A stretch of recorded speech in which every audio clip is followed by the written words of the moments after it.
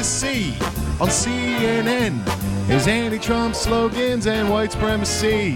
But where are those good old conservative values and a faith in God? Lucky there's the Orange Men Pod. Lucky there's two men who positively can do all the things that make us laugh and cry. We are the Orange Men Pod.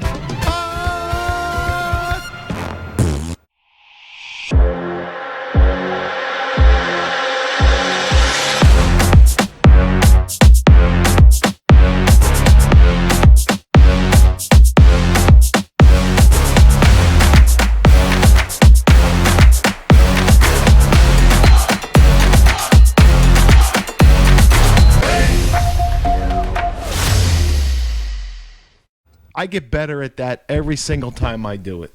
Yeah, man. Damn Skippy. It's kind of like doing the podcast. Can't touch me. Yeah, like the podcast. We do it. We get better every time we do it. Gets better every time. It's getting better all the time. Hopefully. Hey, I wanted to jump right into. I don't think I have it.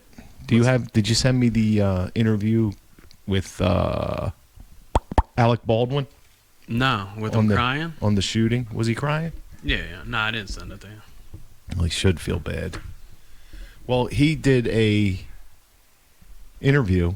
Yeah. Which I was really surprised by because, this thing's still under investigation as far as I know. I would think. And I don't know why he'd be given a statement. Do you know what I mean? While it's under investigation, you think he would probably just keep quiet until they figure out what's going on? Yeah, you didn't hear anything about them clearing the charges or anything that I know of. I didn't hear anything. Well, I don't know if they even brought charges on anybody yet, but while investigation's going on, I don't know if you should be out there telling everybody it's not your responsibility. I'm not responsible. Yeah, it's funny how a couple weeks after the fact, his whole tone has changed because, before he was like, oh, we should have police officers on the set, and it's like, I thought don't you have like a trained firearms expert?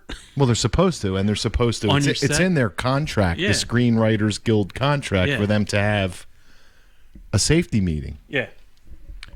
But the other thing is, when there's a weapon in your hand, you are solely responsible. Yes. If I hand you a gun and tell you it's not loaded and you aim it at somebody and kill them, you're responsible. I might be culpable for. I shouldn't trust you, is what you're saying? They shouldn't trust anybody. Right.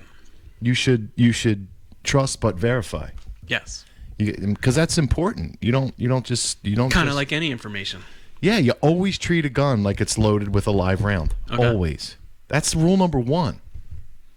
So this was a Colt, I believe a Colt 45, a 6-shooter revolver. Okay. So he was in his statement on TV, he said, I pulled the hammer back, but not all the way. Mm-hmm. And then said a few things and then let it go. And the gun went off. He goes, but I didn't pull the trigger. Dingus. Well, he doesn't know how the hammer works in the firearm. So what are you doing? Right. So he shouldn't even so wait, clearly there was no training at all. Is that what when he says he didn't pull the trigger? Yeah. It's almost like it's the wordplay that they use. Yeah. It's like he didn't shoot the person, but he cocked the hammer back and let it go. That's exactly like pulling the trigger. I saw Clint Eastwood movies where he was going like this because he couldn't pull the trigger. Pretty sure that's how it worked, right? Oh my God. The Wild West back in the days, before you had automatic and your quick draw fingers. Right, you had to be. You were quick on the hammer. Quick on the hammer.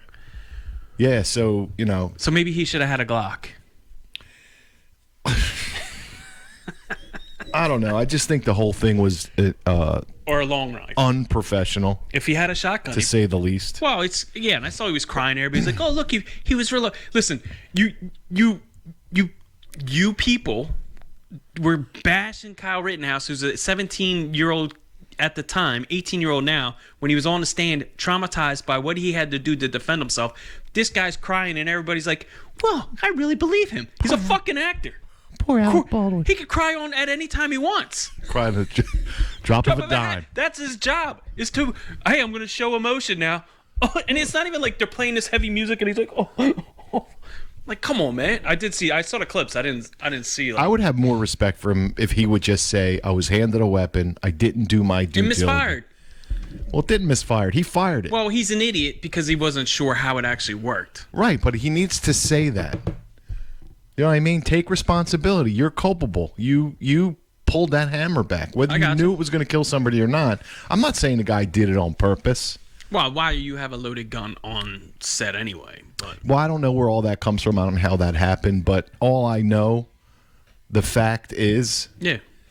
he is responsible for shooting that woman in the stomach. Whether he pulled the trigger. Whether he meant to do it on purpose or not. Right. But he needs to take accountability Well, for he's it. not going to do that. He needs to say, I took that weapon. I didn't do my due diligence. I didn't follow safety protocol. I didn't treat that gun like it was loaded, like you're supposed to. No. Everybody who owns a gun. Listen, when I was a kid, we used to have the cap guns and we used to pull the hammer back. And we could shoot the cap off without pulling the trigger. I mean, I knew that when I was a little kid with a fake gun. Where did he grow up? Yeah, I'm trying to think. I mean, the guy's been in other movies, right? Well, I'm sure in The Hunt for Red October, he probably had a gun or he handled a gun. Isn't it suspicious? He's been in a couple other movies where I'm sure he's dealt with firearms. That really makes me suspicious. And the fact that he's been an actor, or maybe he hasn't, but he's been around it in movies. I mean, I don't know. I question it. Well, yeah. I mean, the fact that he can say, I pulled the hammer back, let it go, but I didn't pull the trigger. I'm not taking any responsibility. It's not my fault. Yeah. Leads me to think, well, he's just trying to get out in front of whatever's going on. was he involved in something? I don't know.